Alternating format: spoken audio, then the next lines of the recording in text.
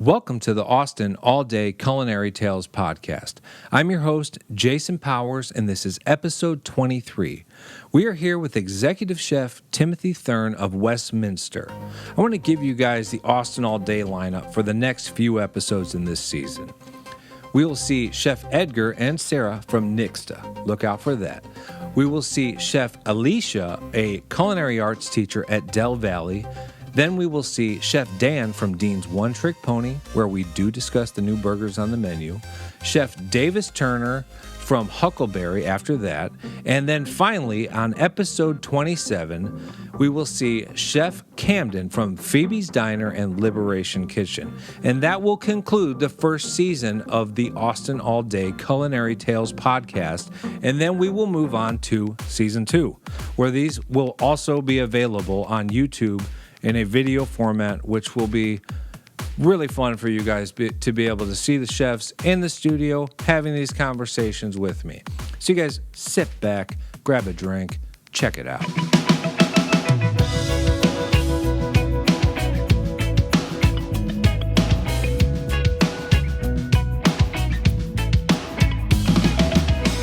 So welcome, Chef Tim. Thank you. Of Westminster. Westminster. Which I always misspelled Westminster. I finally got called Westminster. Yeah, Westminster. Guess like Westminster. That's more English though. I mean Westminster. Yeah. So yeah. How is Westminster? Westminster is good. Real quick, Westminster is a retirement home. Westminster is a retirement community, which you are christening the podcast with this. So I am the first executive chef of a retirement community. Right.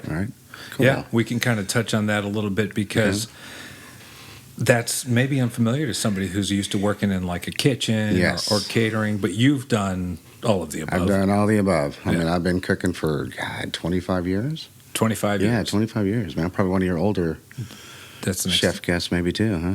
I'm fixing to be 49 next week. So. Okay, maybe. Yeah. Maybe. Oh, wow. God. My goodness, two for one here. Freaking old, man. But you look good, man. Hey, I'm in Austin, man. We gotta stay in shape. It's true. And you were at work today. Yes. No rest. I'm sure you're working tomorrow. I'm working tomorrow, and then after tomorrow, I'm going on my vacation. Are you? Yes. Beautiful. Where to? I'm going to Estes Park, Colorado. Oh, okay, nice. So I used to live there when I was younger, of course. Sure. So it's been about 35 years since I've been back. My goodness. So we're going to go back, and we're actually going to, I'll make a long story short, we're actually going to stay at the same lodge my dad managed when I was a kid. Oh, wow. And it's still there. And he no longer manages it? No, my dad, no. This was years ago. He passed away, but no, my dad, well, I'll get to this real quick. My dad was a chef. All right. So I kind of grew up in the business, So, and where did you grow up? Man, I was born, if I really want to say it, I was born in Kentucky, Lexington, Kentucky. Right. As I tell everybody, I wasn't there long. No, Kentucky's beautiful. Yeah. And I moved to El Paso, so I lived in El Paso for a while. Was your father a chef in Kentucky or both? He did everything. But, I mean, he was in the food business, but his background was a chef. So he owned some bars. Okay. He tried to do his own entrepreneurship kind of thing. He had his own restaurants and things like that. So, does that mean you were introduced to kind of that I grew culture? up in the whole business of it. So dishes and bussing and everything, cooking. Yeah, I'm sure at a young age. Yeah. Oh, I was. Yeah, it was.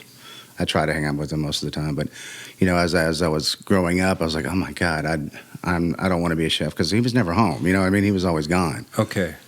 Interesting. You followed in his footsteps. Yeah, I did, and it's funny. But it's just because just the passion of it, just watching him. Yeah. So it was exciting. So definitely. But yeah, just to kind of just real quick to get back to that. So I'm actually going back. Me and my wife are going back next week. So we used to live at the Crags Lodge. We actually lived in the house right next door to it. And, and I was looking online, looking at some pictures, and they had the exact same furniture as they did 35 years ago. No kidding? Yes. The restaurant has the same chairs I used to run around. That's going to be so nostalgic. And bump into them. Yeah. Oh, yeah. So it's just going to kind of, just going to bring back a lot of memories. Oh, yeah. That's great. Yeah. But it'd be nice to get away. Yeah. So one thing I want to ask, you said your father wasn't home. How do you do okay with that? Do you have a family? Yeah, no, when I was younger, no, my mom was around. I mean, Well, how about you now? oh, like, Are you home often? honestly, and that, just kind of touch bases on that. Yes, my schedule. You have to realize in a retirement community, most of the time, the residents eat kind of early. So Ding ding benefit. yes. Yeah. So I'm usually out of there. I get out of there by 5:30. Oh, that's beautiful. You know. And that's dinner served. Dinner. Well, I've got the luxury there is I have 3 sous chefs. Okay. So I guess since I've been cooking for 25 years, I've kind of earned that right to Sure. Sure. leave early and kind of Hey, and you've So- got people under you taking care of business. Yes, I've got a very strong team, and that's to me is the key. Is the key in this business Sure. is you're only as good as your team is, and if your team is not producing, then I'm going to be there from morning to night. Oh yeah. But if I know I have a strong team in there, then they do a great job. Just makes my job easier. Absolutely. That's very, very good point. Yeah. It's true. It's a good way to look at it. Yeah. Now, real quick, the Westminster 3 sous chefs. So Yes. this is not a small operation. No, In fact, it's No. quite big. it's quite big. We have independent living. We have memory care. We have assisted living. So we have 2 buildings. Yeah. And we have about, I think, 400 and something residents residents, I guess you would say. That's quite a bit. So we have different, that's kind of one of the benefits of it, or not necessarily a benefit, but just as far as cooks or chefs who've never even thought about going into a retirement community, you really have to reconsider that if you've never even thought about it. Because this is, excuse me, this is my first retirement community I've ever worked at in my life. Right. And I'm not going back to restaurants. It suits you well. Suits me well. Yeah. And how would you compare the retirement kitchen to like a traditional restaurant? The thing about it is it's not, it's slower pace. It's not like you're on the line cranking out 200 covers, 300 covers within an hour or 2 hours like a lot of restaurants do here in Austin. It's just we have set, services, lunch service, dinner service, but we also have a bistro, which is kind of our fine dining casual Sure. restaurant that's So how a does la that carte. work for like maybe what would you call it? It's not a guest. Is it a guest living there? Well, resident. Okay. Resident. They have to buy into an apartment. Yeah. But when they choose the standard meal or the bistro, how's that work? They can choose, or I guess when they buy their apartment, there's options that are available for them. Oh, But they okay. could eat anywhere as far as the restaurants go. And okay, I real quickly, I have this like stereotype in my head where I think of like a plate, and they're all the same, and they're like wheeling off to rooms with like mashed potatoes and green Like beans. a hospital food, right? Right, yeah. But that's not what's happening. Well, in no. this kitchen. We have like in our I'll say our Laurel dining room. That is where a majority of the residents come, and that's a buffet. But it's an upscale buffet. It's not just like to get back to whenever I was debating on whether I want to go into the retirement community. When I thought of retirement community, I thought of hospital food. I thought of just basic, no flavor, Right. just your standard. Man, our residents have been around the world. A lot of them they go to restaurants here in Austin and they compare us to places they go. And so the Laurel is our main buffet, which we do. We change our menu, daily. Wow, yeah. We do have a set menu, but we also do specials down in the Laurel too. So it's an upscale buffet, and it's like, we offer, fresh fish every single day of some type, and it could be anywhere from, whatever's in season. I try to go seasonal with everything. Yeah. Are you writing the menu? Yes. Yeah. Okay. I kind of like do a 6-week cycle menu, but I change it every week. Just depends on what's in season and what I can get Cool. local or things like that. So we try to buy a lot of things local, and, it's not like, I'm going to buy the cheapest food because I have a set budget. It's, our residents deserve more than that, and we're smart with our money, and we're smart with the type of menus we do. So it makes it easier. With so many residents and so many palates, how do you choose like a cuisine? Like, or is there? It's just all over the place. It's like I was it's like a country club almost. You offer them different types of food every night, something different. All right. So there's options for these Yes. people. Yeah. And that's like I said, the Laurel is where we have our main buffet, and that's we offer 3 proteins, 1 fish, and I'll just come up with, when you think of resident or retirement communities, our residents are older, so I try to go back more to the classic cuisine. Yeah. Just stuff that they're used to seeing or they're used to having.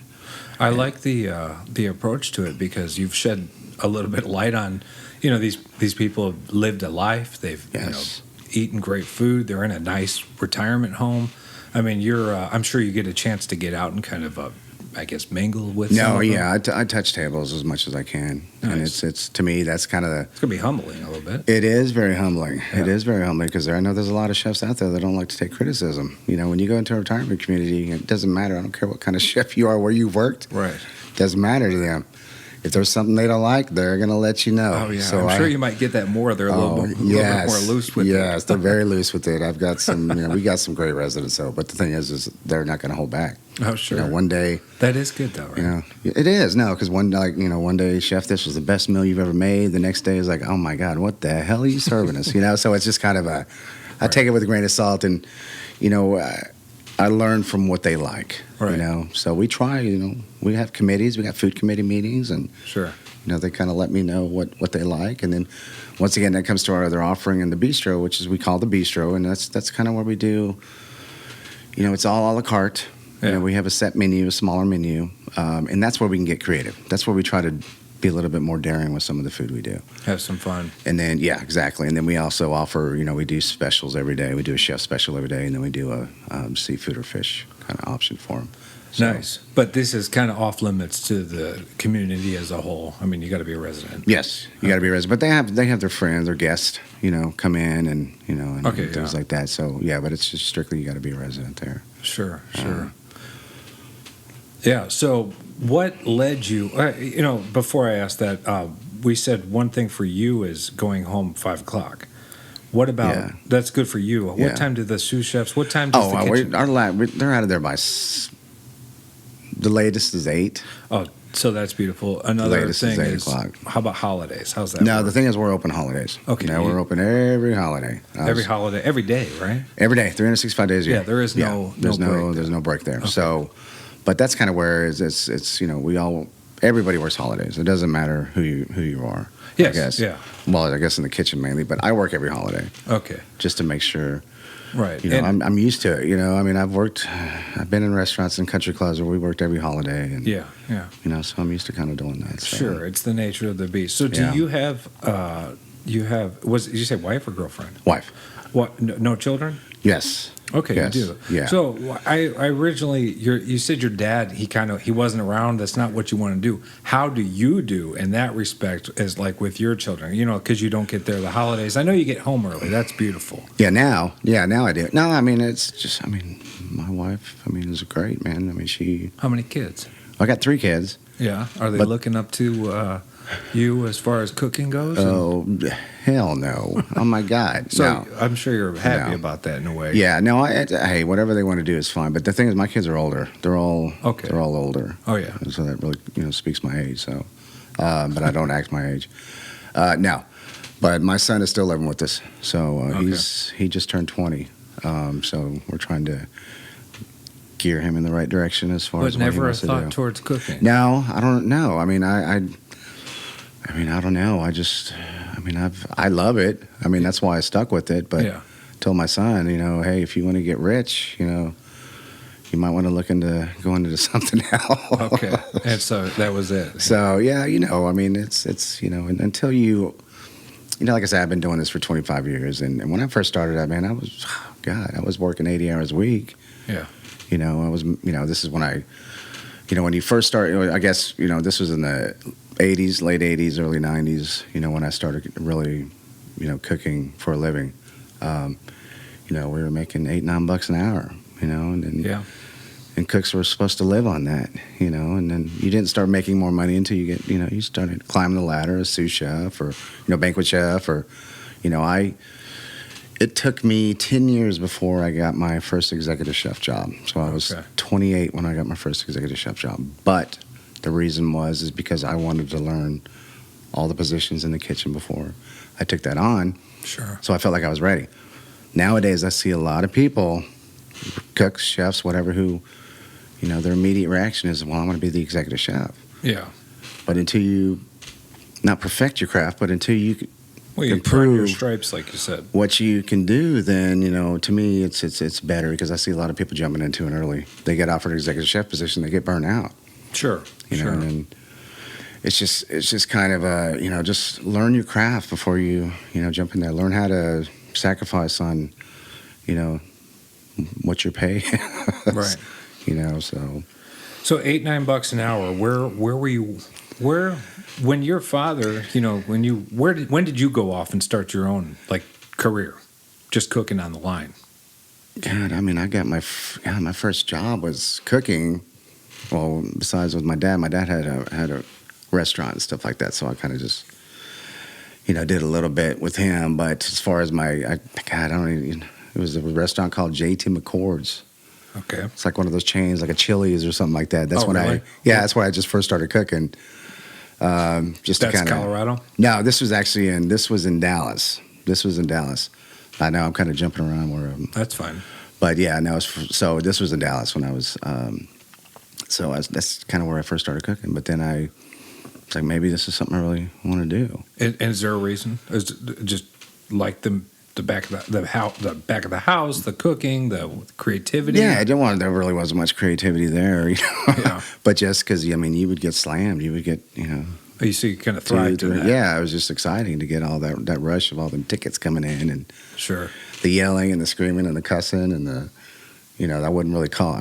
It's a kitchen, but I wouldn't say it's like a like a kitchen like in a hotel or a restaurant or a well-known restaurant or something like that. But that's where I got my first kind of feel for it. And then I got my first line cook position, or I'm not saying, well, my first real line cook position, I say, is at a country club in Dallas. So that's when I first really started taking it serious more. Yeah. So.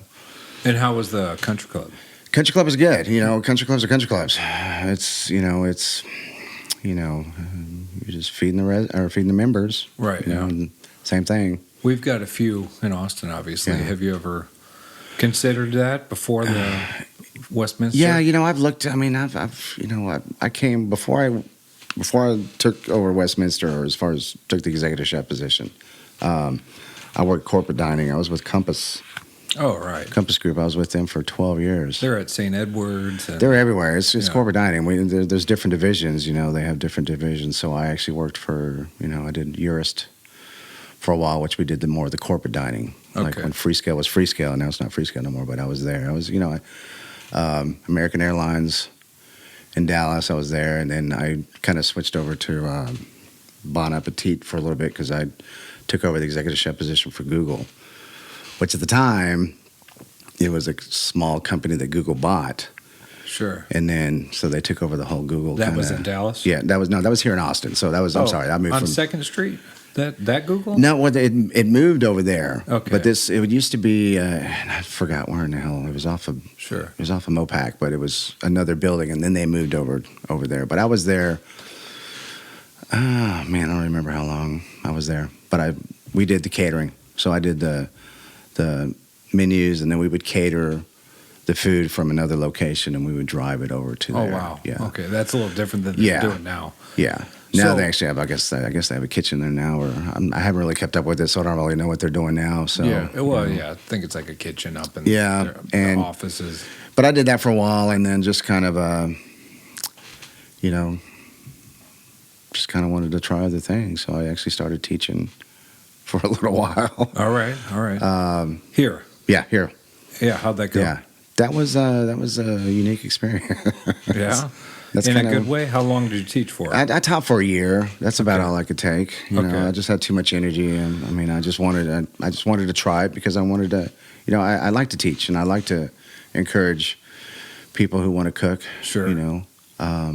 So I did that, and it was just Now, let me ask, was it that you couldn't, you said you had too much energy, so it wasn't necessarily the students, or was it partly, or? It was a lot of babysitting. Yeah. And it's kind of like, you take a 18-year-old right out of high school, okay, Right. who watches 3 episodes of Chopped, and now they want to be a chef. Okay, yeah. Okay. That wasn't happening in the 80s and the 90s. Right? No, it was, we were in it. Right. We were in it to work. If we had to wash dishes, we washed dishes after we were done cooking. Sure. But just kind of what I experienced when I was teaching is that you have the 18-year-old who watches Chopped or watches whatever, and they want to be a chef, and then you have, an individual who decides that they want to make a career change. So you have an 18-year-old, and then you got a 45-year-old in the same class, and you're trying to teach. So a lot of green. Yeah, there was just it's just it's just a lot of.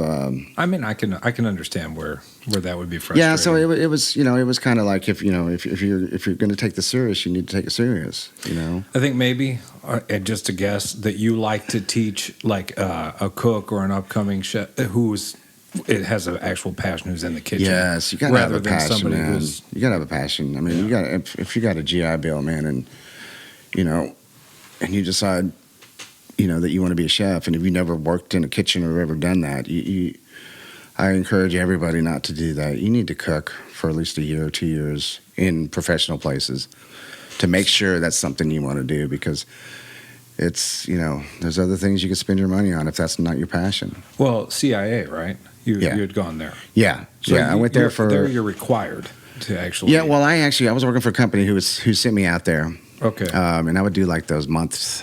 I don't know what you call them. They had these courses or classes like catering, and then the art of garmager and things like that. So they sent me out there every year. So I would stay out there, and they sent me to both CIAs. I guess Nice. kind of like continuing education thing. So you were not going there. You were teaching there. No. I was going there. Oh, okay. No, I wasn't. No, I'm nowhere ready to teach at a school like that. Okay. So. Yeah, but now that now you're in your position you are now, 49. Do you recommend culinary school, or do you suggest? Because I guess Yes. there's two philosophies: learn everything you can in the kitchen and don't have a student bill, or Well, no, I mean, I'm still paying student loans. yeah, Oh my God, yeah, been paying on them for 20 years. yeah, But I encourage, you don't have to go to school to be an executive chef, but it's going to open up so many more doors for you as far as certain positions. being more readily available because of your background, because of that plus, I mean, it helps where you worked, and it helps where that you do have schooling, because you're going to have an opportunity to take over a position compared to somebody who doesn't have that culinary degree. Sure. So yes, I encourage people to go to culinary school, but they need to make sure that there's a lot of culinary schools out there. Okay, and there's some that are for profit, and there's some that are not. You just have to be careful. You have to do your homework. You have to do your research. Sure. Because I think with any school, especially now with as much as it costs to go to school now, Yeah. anything you do. Oh yeah, I mean, I think everybody who's going to culinary school is definitely paying them off still. I knew a guy who went to culinary school, and he was living in a forest preserve and working full time so he could just pay off his student debt. Yeah, Yeah. I mean, it's crazy. I mean, That's dedication. I'd rather just pay the small. Yes. Yeah. Yeah, that's definitely dedication. But yeah, no, it's just as far as the schooling goes. Yeah, I mean, if you could afford to go to the CIA, and drop $80,000 or $100,000, probably what it is now, that's great. You're getting a lot more opportunities. Yeah. But you don't have to go to culinary school. Right. I've got people that, that do great. Who have paid their dues and that are learning as much as they can. Who have a lot more knowledge than some of these kids that come out of culinary school. Sure. Yeah. Well, I mean, it's just like you said. Some guys go in with 3 episodes of Chopped under their belt. Yes. Expecting never to wash dishes. Yes. Yeah, and right, if somebody's earning their way up, there's a different. And it's not always the case. No, it's not always the case. But I mean, it's it just depends on if the passion is there. Okay. Yeah. Because I'm looking at Austin, and I've looked at I've worked at a couple places here, won't say no names, that you just kind of learn that, unless you own the restaurant or unless usually, I guess if you're a partner or you own it, the chef salaries here in Austin aren't that great. Right. They're really not.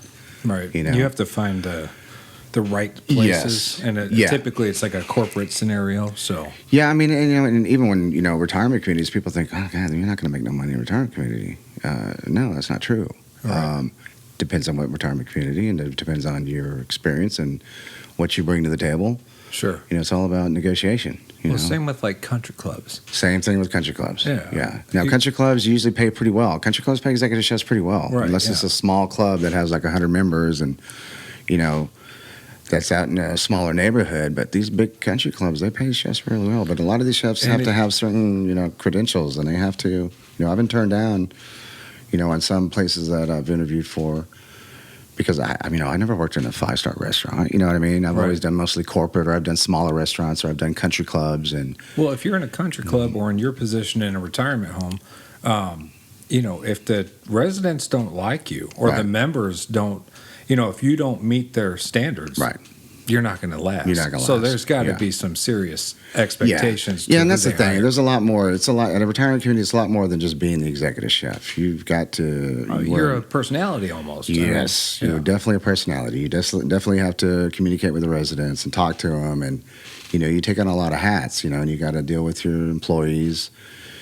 You've got to learn how. You have to know how to manage your staff. Okay, and I see. Just kind of my past experiences growing up is I've worked for some chefs who were real assholes. Yeah. That's just kind of how it was.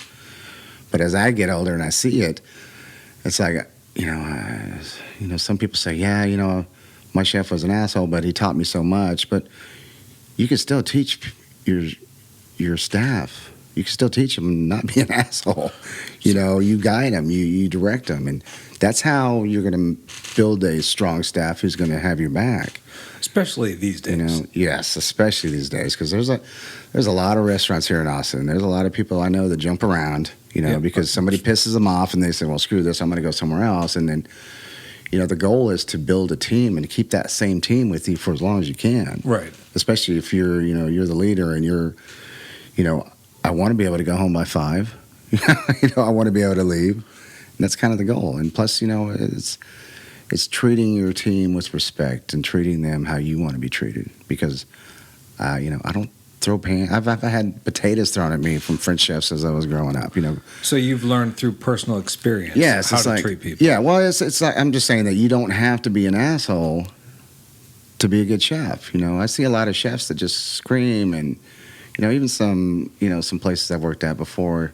Me going in just to helping out or just wanting to make a little extra money, so I pick up a party here and there, and I just kind of watch the whole vibe of the kitchens, and it's like, this is why your kitchen's in chaos, man, because you just don't know how to manage people. It's not just putting out anybody could. Well, no, I can't say that. Yes, you got chefs that do some great food. You got some great chefs here in Austin that put out some great food. But at the same time, you have to know how to manage your staff, though. Oh yeah, managing the staff is what makes a chef a chef. That's not. That's not a cakewalk. Yeah, no, it's not, and it's just kind of one of those things that I feel like I've learned. It's like conducting a symphony or something. Yeah, it is. It really is, and it's once again, I'm a cook. I'm not a rocket scientist, but you still have to learn how to, develop certain ways of communicating with people and. Can you share? I mean, you said you remember potatoes being thrown at you. Can you recall any specific? It's it's what I'm just gonna be candid here. It's, my dad is German, right? Okay, so where's this going? He has a different personality, right? Especially when I see him work. Yeah. A lot of the European chefs, man, they're they just got some tempers on them. That's kind of where I encountered most of my friction. Working in kitchens, but that's be very stern. That's very stern. Yeah. Okay, and that's kind of how that's kind of how they are. I mean, that's how they when they go to school in Europe, that's how it is. You live there. Oh yeah, my dad lived at the school he went to. So is he from Germany? Yeah. So was he cooking there originally? Yeah. Oh wow. Yeah. Well, he went to school in Germany. Okay. And I guess whenever you pick your career, I guess it could be in other places in Europe, but when you pick your career out there, that's kind of, you start young, Yeah. And he started like when he was 14 or 15. Right, and they take becoming a chef much more seriously. Yes, than it is out so here. it's much more serious. It's much more serious. Now it's just, it's more glamorized, I was going to ask you, 80s, 90s, you're, $8, $9 an hour, you're cooking. It's so different Yes. today. And glamorized, it could be, it's great, and it's also, we get the chopped scenario with the culinary student. But what are some differences you see from your experiences? From now until from then to now. Or from then to now, or which way? It's just, of course, it's being more, now they got the cooking shows, which we really didn't have back in the 80s. It wasn't glamorized as much as it is now, because now you got these chefs on, Food Network. I'm not saying they haven't earned where they're at, but people see that. They just see what they're doing on the shows. They don't see what they had to do to get there. Oh, absolutely. And it's the same thing. Not all chefs are going to do that. What 1%? Oh, when you get served a plate of food, you don't see everything that happened prior to that, the purchasing, the delivery. Exactly, and that's all that comes into play that people don't see. And that's where a lot of the people who go into, I say a lot, but just based on my experiences, they see this. They see these shows. And when they come in and have you ever even worked in a kitchen? No, I never have, but I have the passion. I want to do this. Okay. Which is fine, but, that moment when you say, okay, well, I need you to go wash these dishes. And they're like, what? I got to wash dishes too? It's like, yeah. Yeah. If I ask you, if I ask you to mop the floor, you got to mop the floor. You know what I mean? So it's just it's just one of those things where I just see it lacking now than it used to, because people just, they want the instant gratification. They want, I'm going to be the executive chef, but I don't want to pay any dues. Well, there's kind of like a pirate ship mentality, like from the 80s, 90s, that's kind of dissipating because of, I don't know, the way the climate is, you got to watch what you say sometimes. Yeah, definitely now. I mean, it's much different for where I'm at now, because it's, as I get older, I get a little bit more mature. Yeah. But I'm still immature, I'm a cook. I mean, right. I grew up in kitchens, there was a lot of goofing off going on, and things like, especially in the 80s. But you yourself are maturing, but I'm saying maybe kitchens as a whole have to kind of watch. Yes. No, then that's the thing. I totally, and with every kitchen, I think you kind of managed it differently. I would manage where I was before as to where I'm now, being in a retirement community. I'm much more professional. I have to, we have an HR. Right. You got to kind of make sure you're doing everything that you need to do. Yeah, you got to follow procedures, and at the same time, I like to have fun with my staff. Sure. I goof off with them. I laugh with them. We cut up, and it's not all, me. Why didn't you do this? Why aren't you doing this? It's like, God, man, you gotta have fun. They come here every day with me. They're here every day with me. Oh, more than your family, right? And if they don't want to be there, then then I feel like maybe I failed them in a little bit. Yeah. Okay. Because I think I'm part of the reason that, I'm not saying I'm the reason they come to work. Of course, they want to make money and stuff, but at the same time, they have to come into an environment that's going to be welcoming, and they know they're going to, it's not going to be stressful. Sure. Cooking's stressful, especially, in restaurants. Yeah. Especially when you're trying to cover, Friday night. You got 300 covers, and then you got to cook 2 cooks who call out or something like that. Then you're screwed. So it's kind of a, it's different for where I am now, because we don't have to worry about that as far as, we only have a set number of meals we're making, so it's not like right. So it's different, Sure, yeah. So, but those cooks call out, then you're washing dishes. Then I'll be there filling in, doing that. So it's but I don't mind it, and that's the thing, is I don't think I'm above it. Sure. I wash dishes. I've done it there. Yeah. I've done things that, I show my staff that I'm willing to do whatever they do. Absolutely. But at the same time, I'm still, You're in charge. I'm still in charge. Remember that, But no, it's just about teamwork, man. It's just about building a team. Everywhere I've been, I've always tried to build that team, because that just makes your life so much easier. Well, that's good, man. It's a good progression to be where you're at now. Yeah. How do you handle stress in your daily life? Honestly, my stress level is not nearly as what it used to be. Yeah. Is there anything you do to Well, yeah. Besides, as I get older, I was like, oh man, I got to stay in shape. So yeah, I work out. Have you always worked out? Yeah, off and on, but over the last few years, I've tried to do it more serious because I'm getting older. So what's the workout routine? Just try to. It's just I do a lot of weightlifting. I'm trying to do a lot more weightlifting now. Sure. That's so good. I do, just nothing really special about it. Just I try to eat a lot of protein, but being a chef, it's hard, man, because I got to taste the food, and then I'll taste some. I was like, oh man, did I really need to eat that chicken fried steak? You know what I mean? But I need to taste it again because maybe I missed something. But no, it's just as I get older, man, and I look at it, if I'm going to be 49 and I'm a chef in Austin, and I look at, and I start thinking about it. Oh my God, what am I going to be doing when I'm 50? What am I going to be doing when I'm 60? And I'm going to I have seen chefs, unless you go off into your own restaurant or you go off into more of a food and beverage director or, more of a general manager. That's where I see a lot of chefs go and do. Yeah. But I see a lot of chefs who don't do that, and then I'll see, a chef doing an omelet station at a hotel who used to be an executive chef, That a fear of yours? No, it's not. Well, maybe, yeah. Yeah. But no, I'm just saying, but it's kind of like, I had a gentleman, this is when I worked in a country club a while back, and that's what he did. He was an executive chef, and as he got older, he just wasn't able to handle it because he didn't want to didn't want to do anything else. Well, it's like Shawshank Redemption. I Yeah. just don't know anything else. He didn't know anything else, and that's the thing. So he just kind of, he was smart, I guess, about his money. He was able to, save up enough money to help him, and that's what he did. He did the omelet station. But he enjoyed it. He enjoyed it. Yeah. And that's the thing is it doesn't. But I see in my, with me, is that something I want to, see myself doing now? It's not. You have anything else planned out?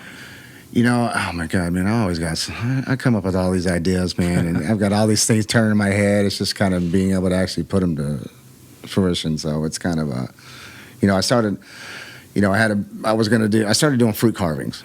Oh, yeah. Okay. Okay. So I was like, yeah, you know what? Maybe I'm gonna try to build on this. Okay. Like a company or? Yeah, let's just say I've kind of started, kind of, sort of. It's called Groovy Melons. Groovy Melons. Okay. Okay. So I really haven't done much with it because I've been so busy, just with what I've been doing lately. So, sure. But when we have events, I'll do some carved melons and things like that, and it's fun, it's interesting, So I try to incorporate that into to where I'm at now, and then, I'll try to do occasional carved melon or something for somebody who has a wedding or something like that. But I really haven't pushed it a whole lot. Yeah. I've been, But that could be a side thing or something. Yeah, and that's the thing is there's everybody's always looking for a side gig, I think. It's always good to have a side gig. Oh, sure. Keeps it exciting. Yeah. And then plus you never know, you might land on something that's going to kind of be able to take you away from what you're doing, and then you could do that full time. So well, especially in Austin with the food. I mean that is something that could take off. Yeah, no, and that's the thing. I'm not trying to give everybody ideas because I don't want no competition, but I'm just saying, there's a lot of, and that's the thing is that a lot of people have some hidden talent that didn't really know they had. So what are these? What do you do with these melons? What do they end up being? Or whatever. Just whatever. Whatever, roses. I mean, I do a lot of flowers and it's only bouquets. Melons. Yeah, any kind of. No, it could be anything. It could be anything. Anything. Carrots, melons, potatoes. Well, I'm not. I'm going to tell you, when I hear groovy melons, I think of like a topless bar. That's kind of that kind of has that kind of. That's a good idea. Hey, could be. You might have given somebody else an idea for a name. I think there already is one down there. Is there? No, okay. No, there's not. But that's just something I played with, and I really haven't taken it off seriously. So, but yeah, I mean, I just built a pond. Me and my wife actually, we built a waterfall pond in our backyard. Okay.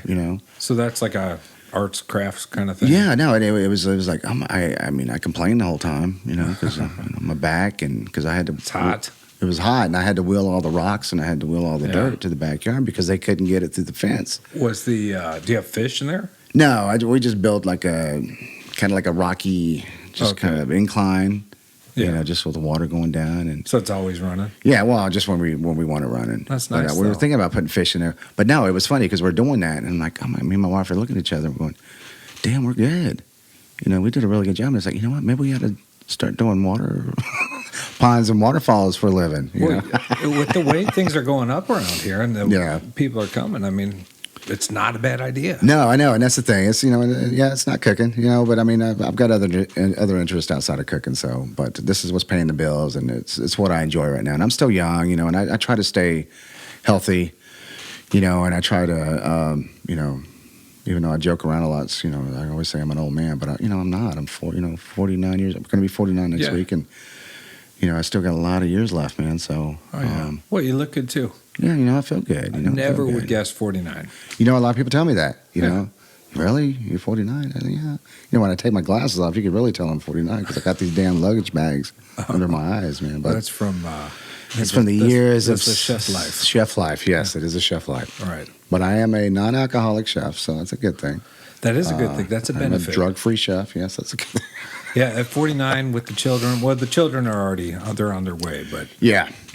No, it's just been it's been a good life, and I have nothing really to complain about. And you hear people, especially working as a chef, it's kind of like their ultimate goal is to be an executive chef, right? Okay, so you get you become an executive chef, and then it's like, well, I want to open up my own restaurant. And then, just there's so many other avenues you can go, but it's just, I don't know, just follow your passion and just take it one day at a time. So I don't know. I mean, that's pretty much how I live it. I don't know if we mentioned online here that you live in San Marcos. Yeah. But when you and the family or you and your wife get to go out, or you yourself, I don't know what your preference is, do you have like places you go? No, and it's not because I don't want to go, but I guess it'd be different if you didn't do what I do. I know there's a lot of younger chefs who like to go out and check out other places, just to kind of see, kind of see the competition or whatever. Because usually restaurants are a little bit more competitive, But man, it's I mean, I'm not saying I know everything. I don't, But I've over the years, I've been to some restaurants. It's like, oh my God, I just spent $100 on this. I could have just. So for you, it's a value thing. It is. I'm not cheap, but at the same time, I mean, if I know I can make the same thing at home, man, and drop. But yeah, but as far as going out with the wife and having a good time, and we do that. But as far as going out and scoping out all the restaurants in Austin, there's a lot of restaurants here I've never even been to, man. All right. So when you go out, what's your weapon of choice? I can't embarrass myself. Oh, just go ahead. Have at it. Oh, man. Torchies. That's not. There's nothing to be embarrassed. No, but I mean, it's like Torchies. No, but we go casual out, and we don't have to go to these, to the. I hate waiting in lines. Sometimes it's nice just to go out. It is. Yeah. I don't like waiting in lines, and we don't like to wait an hour to get seated and stuff like that, man. So especially here in Austin, Austin's gotten too crowded. Austin is very crowded. It has gotten too crowded. So that's come up here. It's also come up that what we're paying for certain foods is just it's kind of out of control. Yes. So it's not it's crazy what you're saying. It's the housing. I wish it weren't that way, especially for someone like you, because it's like, and how crowded it is. But to be able to go somewhere like these new places that open like every other day and be able to check them out. But you are right. You are paying a lot of money sometimes for, a long line, a huge commute. No, I'm sure the food's great, man. I'm sure it's wonderful. But at the same time, it's like, I just don't. I don't see the value. Sure. So you can't really speak too much to the current scene. No, I really don't. I really can't speak, much to the current scene. I've been to a couple places. I won't name names, and I've but you have a more laid back approach to going out. Yeah, I do, and just kind of I'm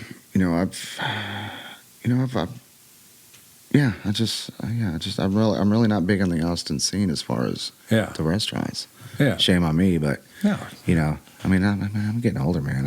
I don't need to be out there. For sure. I got nothing to prove anymore. Yeah. No, I'm just kidding. No, but no. As far as when I get where I try to get ideas is not going out to the restaurant scene. I do a lot of I'm on the internet a lot. Yeah. And it's a very useful tool. It is a useful tool, and if there's some new things I want to see or do, I'll get on there and just kind of do some research and just kind of go from there.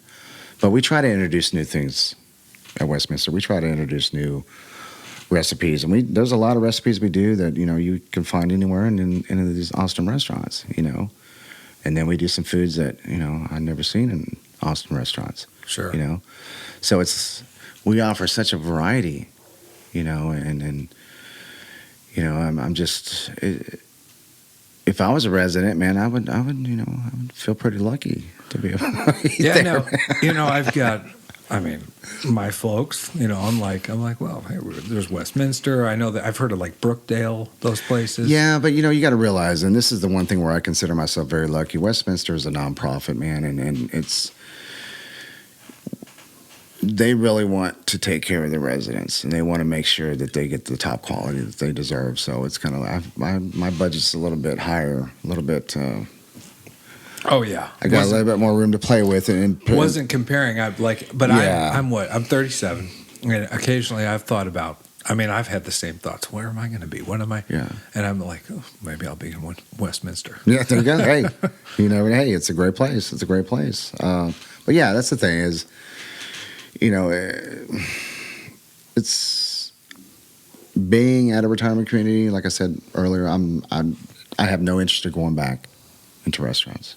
I have no interest in going back into country clubs, catering companies, because until you try it and you land with a good company, good retirement companies. There's a lot of retirement places out there that you have so many dollars per resident per day, and you can't be creative and you can't give them the type of food we give them. Yeah. So it's just, I consider myself very lucky to be able to. And it's a unique scenario. It is very unique, yes. So when you get younger chefs coming in, like line cooks, whatever their position is, do you see that they feel that same way too? Sometimes? No. A lot of cooks that come in are very reluctant, because they've never worked in a retirement community. Yeah. Okay, but to me, it's like, well, it's no different from going to a restaurant, except you're not slamming down 200 people in one shot. Right. But the food, they're going to learn a lot more about food, okay, because we delve into a little bit of everything. Okay, so that's good. I kind of compared that to I had somebody on here from Whole Foods. Okay, yeah. And they've got because they got so many options. And you're going to learn so much. It's kind of similar, yeah. You can get an education. Yeah. So it's kind of like you're going to learn a lot where you think you wouldn't. Okay, but that's the thing is that what's that old saying? You can't knock it until you try it. So it's kind of like if you got cooks. Who never thought about doing a retirement community, try it. You're not always going to find that retirement community like us, but there's some still good ones out there. So how's your staffing? I'm just curious because most of Austin is desperate. Oh my God, man! It's crazy. But no, as far as staffing goes, yeah, we have our fluctuations, or is it a little bit steady? But no, man, my team is strong. Good. We've got a strong team, and we might lose an occasional person here and there, but everybody jumps in, everybody pitches in and steps up. Right, yeah, because everyone right now in restaurants, they're all looking for people, always. No, we're always looking, but we don't, we're staffed, but, we'll have, somebody, usually people don't leave because they're unhappy. Yeah. And I'm going to tell you one thing, the main reason why any cooks, I think, in Austin or anywhere, wherever they work, it's always about the money. It's always about it has to be. That's what we're there for. But the thing is, and this is the thing that I think a lot of people don't think about, okay, is I've had cooks who've left, okay, because a restaurant down the street has offered them $2 more an hour. Oh, you mean like longevity? You stick around, you can earn your way up. Yeah, well, that, and then, but they don't think about the benefits, okay? You're going to be making, we'll say they get $1 more an hour. This place is going to offer me $1 more an hour, okay? Okay, I understand. But make sure you are aware of what you're stepping into. What are the benefits? Well, I don't know. What do you mean you don't know? Did you check into them? Do they have benefits? You have to look into that. You have to look into bonuses. Do they get bonuses? Nobody ever thinks about that stuff before they go. They just think of that immediate buck or that immediate dollar that's going to give them a little bit more during the week. But they don't think, what could be at the end of the year, Sure. So I think that's why our team is strong, because they know that, they work hard, they're going to get a bonus. They Take it from someone who I pay out of pocket for my insurance, no benefits, and it is not fun. Yeah. See, we offer benefits. We offer great benefits. These are the best benefits I've had anywhere I've ever worked at. Yeah, So, you can't. That is so important, especially for cooks, because it reminds me of like musicians in Austin. How there's what is it? I don't know the name. I know what you're talking about. That's It's like the insurance, right, for musicians. Yeah. It's similar to. It's almost like that should be provided for cooks as a whole, because you got a lot of. I mean, this is a huge food town right now. There's a lot of people out there, and although it's not $8 or $9 now, sometimes what we're getting paid now with the way inflation and everything, it kind of equates to. No, I mean what I usually see, as far as Austin, I look at different ads and I kind of see what some of these places are starting at. Your average cook is making anywhere from $12 to $16 an hour. That's right. Yeah. That's about the average. Yeah. But they also have to have some experience to get the higher pay. Yeah. But it's as long as there's an option for them to grow. Okay. The whole point to me is growing. You got to grow, man. You can't, unless you're happy being a line cook for the rest of your life, which is fine. Hey, and there's nothing wrong with that. But people want to grow. They want to learn. But the other thing about it, and it's a lot different now than it was when I was younger, is that we tried to stay in a place for a few years. Sure. We didn't jump around. Yeah. But I see a lot of people jumping around now. Everywhere. They'll work 3 months here. They'll work 6 months here. They'll work, it's like, man, that's the person I'm not going to hire. I'm not gonna, I mean, honestly, because it's like, why are you jumping around so much? Yeah, it's frustrating. Well, I want to get more experience. It's like, well, I mean, is that the common answer for I that? hear that. I want to get more experience, but it's like, well, what weren't you getting from where you were at? Yeah. I mean, I see even people that I would never think, like sous chefs that I have good relationships with, and the next day they're gone. Yeah. And I'm like, geez, And that's, sometimes these guys are the backbones, and they're just go. Yeah. Just floating around. But there's at the same time, to contrast it, there's so many opportunities. There is a lot kind of opportunities. Hard to, and that's the thing. And you've got some, you've got these, and to me, I'm going to try to give some words of wisdom to the younger chefs out there, is that, you got a lot of these places opening up, and they're going to promise you the world, and, unless you get it in writing, you need to think twice about jumping on, because, you're eager. You're 23, 24 years old. Oh, I'm ready to be an executive chef. So you can find a small restaurant opening, and they need an executive chef. So they're going to pay you shit, and they're going to work your ass off. And what are you really going to get out of it? Well, I can't, we can't pay you this week because we didn't, I've seen that and I've heard that. So it's just, there are opportunities out there, but people need to be smarter about the opportunities they're taking, because, it can wind up kicking them in the butt, at the end. Sure. Especially if you start getting older and you got a family. Yeah. You don't want to be jumping around. And especially if you're a chef, you got to make sure your job is safe, and you got to make sure that you're at a place that is going to be open a year from now. Right. There's a lot of restaurants who stay open, indefinitely. Good for them, because it's better for their staff. Okay, but you got a lot of restaurants that open up to close within a year. They close within 2 years. Yeah, like I said, it's almost hard to blame cooks at some point, because you have all these food trucks that get brick and mortars. God, there's a lot of food trucks, right? And then their ultimate goal is to get a brick and mortar, and it's happening left and right, and one restaurant opens, one closes, one and but there's like you're saying, opportunity as far as, but I don't think I agree with what you're saying. You should stay somewhere that's solid and learn. You can't replace that kind of like experience you get from learning from under somebody. Right. You throw them into lead position, you're not learning anything. No. There. I mean, you're learning how to. You learn how not stay to afloat. Yes, exactly. You learn not how to sink. You learn how to stay swim, but you're not learning. You're not getting any more information. From around you, which is very valuable. For like a 23, 24-year-old. Yes, it is, and it's kind of like that's why I encourage these younger individuals to learn as much as they can, because you got some great restaurants here in Austin, but most of them they cook certain kind of foods. This is the only food they do. Yeah, you know what I mean. Whereas you go to a country club, you're going to learn a little bit more continental cuisine and different things from different areas. And the same thing with, just as I was going through, I worked at a couple of restaurants where, okay, I've learned a few things, but there's nothing else to learn really. Sure. But it's just, it's just really in hotels.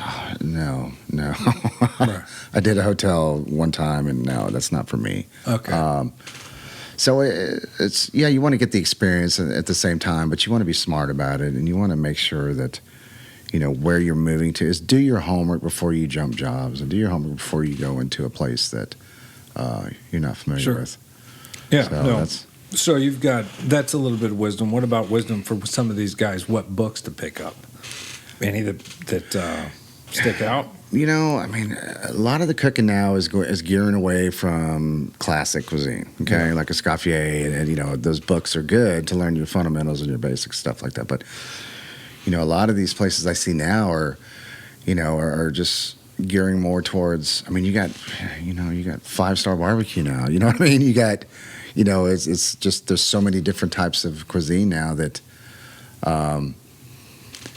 books. I mean, I don't know, man. As far as books, I mean, what I read, I did growing up. As far as books, I was more into the garnishing stuff. Like Parmesan and things like that.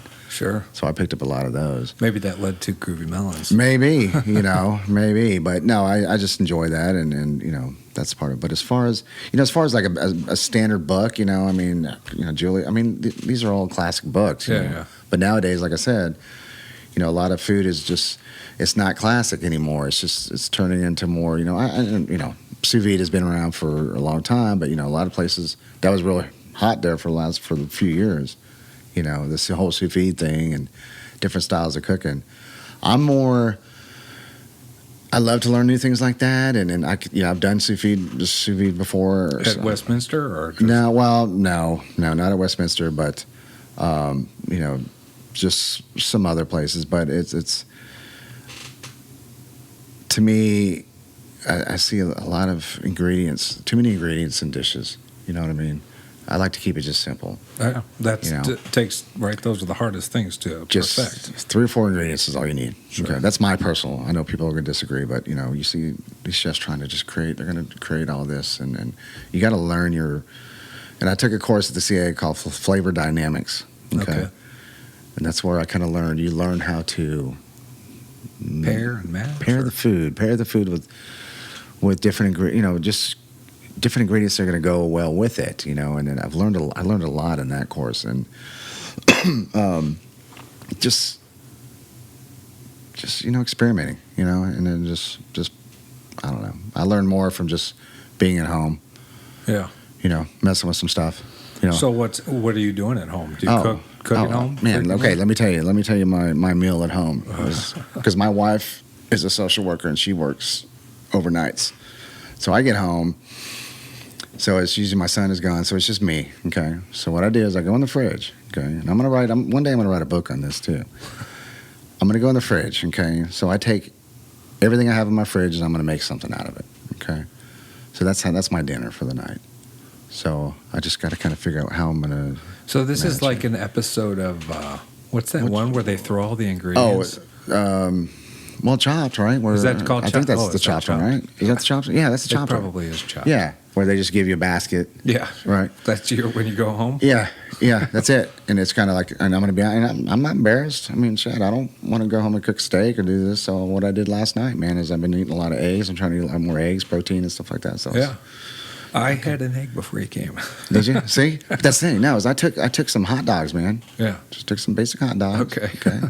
Some onions, hot dogs, some tortilla chips, right? Sauteed them up, and then threw some eggs in there, and then threw some hot sauce. And that was it, right? I'm not embarrassed. Good. Yeah. It was good, man. I mean, I'm sure it was, yeah. That $3 meal, Right, and as opposed you didn't have to leave the house. I didn't have to leave the house, and I didn't have to go spend, just now which I don't eat burgers.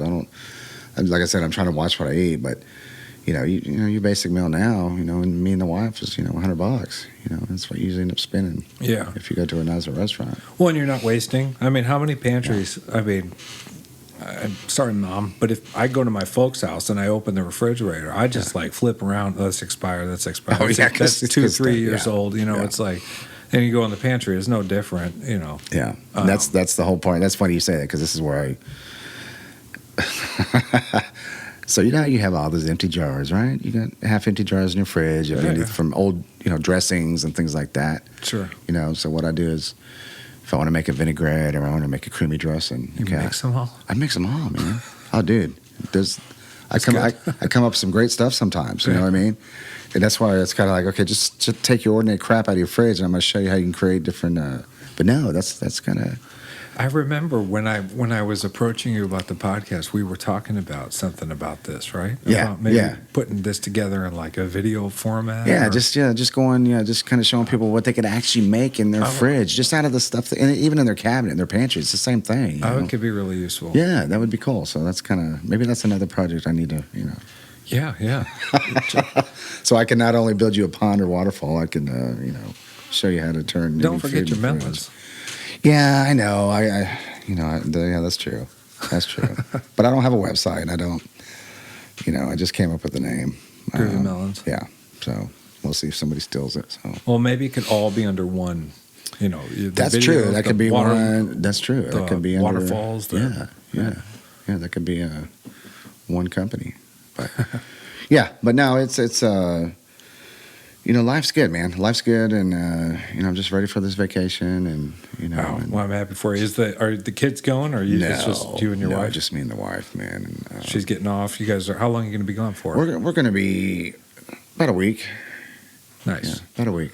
Sounds very nice. Yes, it's we haven't had a real vacation in a while, so it's. And I'll tell you, man, 35 years the furniture hasn't changed. I don't know if that's going to be a good thing. No, it is. No, it is because it is. I mean, oh man, it's just looking at pictures. Going back to that, looking at pictures, just seeing. You're going to go in a time warp. I am. Right. I am, and it's going to be really, emotional. Because that's. Because my parents are both deceased now, but, just being there, and just kind of reliving kind of the, everything there. So, oh, yeah. And it's beautiful, you said, that area? It's beautiful. And I don't know if I said it earlier, but the Stanley Hotel is across, did I talk to you? No? I know. Okay. So you had the Crags Lodge, which is on a mountain on the end of town, and then across the town you had the Stanley Hotel. And that's where Stephen King stayed and came up with The Shining, the idea for The Shining. Okay, so that's an excitement thing because when I was a kid and The Shining came out, that was a big thing. Even though it wasn't based on the Stanley Hotel, but I'm into I love movies. I love horror movies. Oh yeah, like that. Yeah. So I love The Shining is it's probably one of my top favorite movies. It's a good one. Yes. It's like on par with Exorcist. Yes. Now The Exorcist was a little I don't know that kind of got me a little bit. You mean as far as freaked you out? Yeah, freaked me out. Yeah, and then even Jaws, man. Jaws is what really freaked me out when I was a kid. Jaws scarred me for life. No, can't get in the ocean. I know. Even now, even to this day, man, I'm like in there. I'm like, oh shit, there's a shark. When you look down and you can't see, I don't know if Steven Spielberg realizes that he scarred basically everybody. That's true. You cannot look down when you cannot see anything. Yes, because you always see something. Yes, there's something. What was that? When I was little, you feel something. Exactly. There's nothing there. Yes. Well, there might be. There's something you don't know. You can't see it. Even being in the bathtub when I was a kid. Oh, yeah. God, there's a shark in here, man. It's funny. So that's also something that's changed from the 80s and 90s is the horror movies today. Oh, man, they've just gotten so much more sadistic now. It's just the jump scares and all that yeah, stuff. and just kind of some of the, I mean, it was the classic, man. The classic old scary movies were awesome because, they were cheesy. Some were cheesy, like Halloween and things like that. But right. Just compared to now. We've seen like Hereditary. That was good. Hereditary. I haven't seen that. Okay. Then go watch that. Go watch that. That was only a couple years old. Okay. It's very good. Can't believe I didn't see that one. Okay. Yeah. Okay. Hereditary. You won't. Hereditary. I'll remind you. Okay. Because that's a good one. That might keep you up. Yeah. But you like that. Yeah, I like that scare. I like that scare. And then, especially when if I'm watching a movie, my wife's not there and I'm by myself. Oh, man. Maybe I like that. I like that kind of, oh, shit, there's something here. There's something over there. Yeah. I got two little Pomeranians. They're not going to protect me. So, yeah. It's funny, though. But, yeah, no, I mean, movies, old movies, God, there's really not, I mean. Music buff? Oh, man, yes. I'm glad. What's funny you say that. Okay. So, I like heavy metal, but I like the new metal. Okay. And then my son, first thing out of his mouth, because my son goes, Dad, you're too old to listen to that kind of music. And so what does old have to do with listening to music? So it's kind of, back in the 80s, when I was growing up, it was like classic heavy metal, Motley Crue and, Rat and bands like that. I don't know. Poison, yeah, that's the stuff. But then you get, then you go through your stages, and then all of a sudden I started listening to The Cure, Depeche Mode, sure, bands like that, synthesized bands and things like that. Taste. Yeah. And then Your son's got nothing here. my son, I don't know, man. He listens to a little bit of, I don't know what that music they call nowadays. What is that stuff they call with they're trying to steal the 80s synthesizer. The indie. Something, that's not indie, but there's another name for it. Dubstep or Lord. Something, you know what I mean? You've heard of that, right? Yeah. With like the yes, yeah, all that, stuff like that. But it's good Lord. I mean, some of that, and I like Korn. I love Korn, man. I was going to say, when I think new metal, I think Korn because they're like the original. Yeah. Jonathan Davis. Yes, Korn, and I like that music, and I like, it's like, just because I'm 49, going to be 49, I mean, I don't see anything wrong with that, So. Almost like Jaws. I went to a Korn show when I was younger, and they had this giant like tarp or sheet. Yeah. And their shadows were projected while they were playing that Blind song. Right, It was that far back, and they were like 75 feet tall. Their shadows, and then when it hit, the curtain dropped. Yeah, that's imprinted in my mind, just like Jaws. Like just whenever like Jaws. I think of Korn, I'm right. like, See, that's you got those in his memories little. that hit. What was he always running around in his? Oh my God, not the Adidas suit. No, the oh my God, I can't believe I forgot the kilt. The kilt. Yeah, the kilt. Yeah, yeah, but stuff like that, and just that's what I like. That's the music I listen to. And it's funny because my wife's 70s music. Okay. Oh really? And then she loves the classic Tony Bennett and Frank Sinatra. So she's listening to that. We're at home, we're sitting in the backyard, and she's got Frank Sinatra. Man, I'm like, oh please, baby, you're killing me. I mean, I know it's that. No, I like Frank Sinatra, but that's not what I was going to say. It's a really nice balance. You got this mellow woman playing beautiful music, and then you can just drive to work and listen to something crazy. Yes. Well, then when I'm doing yard work, I'll put on my music, and she comes out. She's like, "You need to turn that off." Okay. Yeah. No, but as far as that goes, I mean, God, man, I don't know. I just think about getting older, Yeah. Especially when I turn 50. It's like, oh my God. Don't worry about it. One more year. It's like, oh man. Hey. But I'm going to be in a shape 50-year-old, right? That's the goal.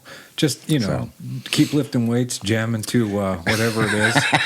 Just, you got to eliminate Limp Bizkit from that mix. No Limp Bizkit, man. Okay, No, I don't like that. So, but just to kind of just go back to the whole retirement community thing is that don't knock it until you try it for these chefs out there, for these cooks out there. Words to live by. I think you've touched on some points here for some younger cooks that may be listening to. Yeah, exactly. Don't knock it till you try it, and it looks like there's a lot to be gained or experience to be had. There's good experience. People and let me tell you, Tim. I don't know why I'm bringing him up, but Tim Love. You heard of Tim Love, the chef? Lonesome Dove. Oh yeah. Okay. He was and I'm bringing this up because of just different. He did a great job what he did, marketing and everything like that. I took over his position at the country club I was at in Fort Worth. Yeah. I did live in Fort Worth too. I never mentioned that. So he left, so I took over the executive chef position there, and just how smart he was, and he opened up the restaurant of downtown Fort Worth, Lonesome Dove Western Bistro, and it fit perfectly, in Fort Worth in the stockyards, you know what I mean? Yeah. And it just he was smart about it, you know what I mean? So it's like, and then now he's done pretty well, and a lot of chefs aren't gonna get to that level. We it depends. Just had their pastry chef. I seen that. Yeah, you had your pastry chef. Yeah. And I'm using him as an example because he's local. But then you got the chefs that chefs aspire to be like. That's what they want to be. But you only have 1% who are ever gonna reached that. Oh, it's level. no different than an NBA player. Yeah, same thing. You're going to have very few who do it, but very few. Yeah, very few of those successfully. Do it. Yes. Well, but that's the thing. When successfully, like because I was, because I didn't work under certain chefs, or because I didn't work in this restaurant or this restaurant, I still really consider myself very successful in kind of what I'm doing now and how I feel about my career. You know what I mean? Sure. And I want, people should understand that, hey, if your goal is to not progress or not want to gain more experience or try different things, hey, that's fine. That's fine. Well, that should be nobody's goal. No, it shouldn't be, but I'm just saying, just working with me. We have a very diverse group of people from all over the world, right, that work at Westminster. And you have to learn you got so many cultures, and you've got to, you have to try to manage. It's hard sometimes trying to manage people, sure, with different cultures and who don't view things the same way as you do. Yeah. No, I can imagine. So, and I don't know where I'm going with this on that, but it's just kind of I guess when it's the same thing, like when you are choosing your career and you're choosing the path you want to take. Yeah. Just do the best you can and just be passionate about whatever you do. Be passionate about it, and then you're going to be happy in your life. Sure.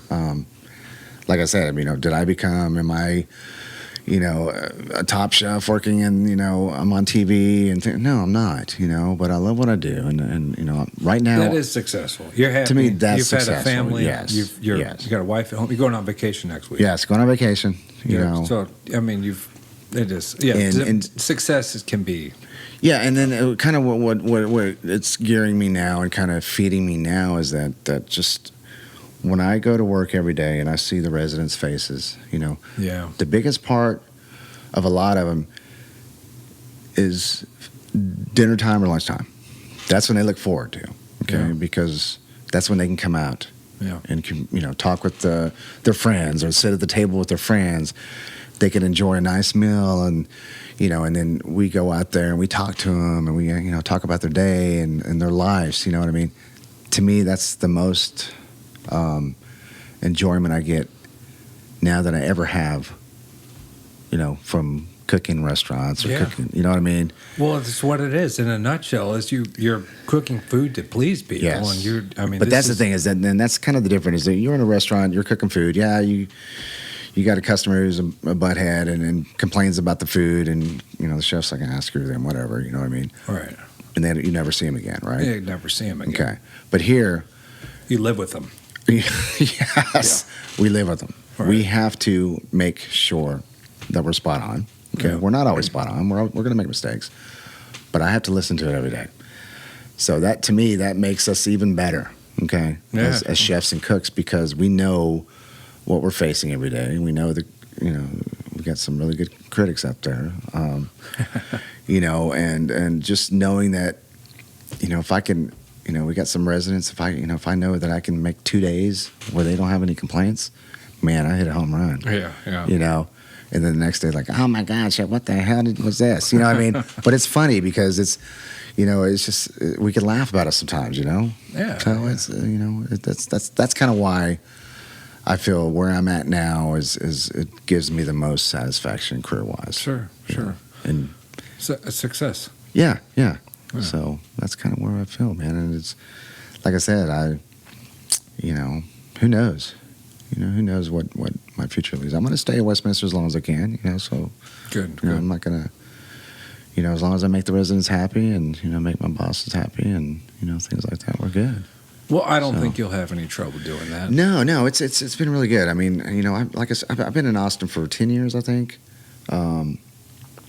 and it's I don't know. I think I'm happy where I'm at. And then San Marcos isn't too bad either. You know what I mean? If people are, it's not nearly if you can't as crowded. afford, if you can't afford to live in Austin, Shh. Oh, yeah. Keep that down low. You keep yourself humble, man. You want to enjoy going home. You'll go home and everyone will have moved out there. Right. Before you know it, but Yeah. Well, look, Chef, thank you for coming in. Well, sure. I know I was kind of a little bit here and there, man, but No. it's just kind of I enjoy sometimes not talking about food, so it was nice to that's great. kind of talk some other things besides food. Sure. No, but this is fun. This is great. I love this setup. It's great. You need to come back. Oh man, I'd love to do this. I'd be more especially prepared. because it's on the way home. I know it's on the way home, and I could be more prepared, and we could talk about. Oh man, there's all kinds of other stuff to talk I'm about. sure it's endless. And the doors for anybody who's coming into the podcast, you can always come back in. Nice. So nice. yeah, Okay. definitely. I'll twist your arm. Okay. And get you back Nice. in there. Definitely nice. No, I enjoyed this. This is fun. Good. So, Well, Chef Tim, Westminster, thank you. thank you very much. Yeah. Appreciate it.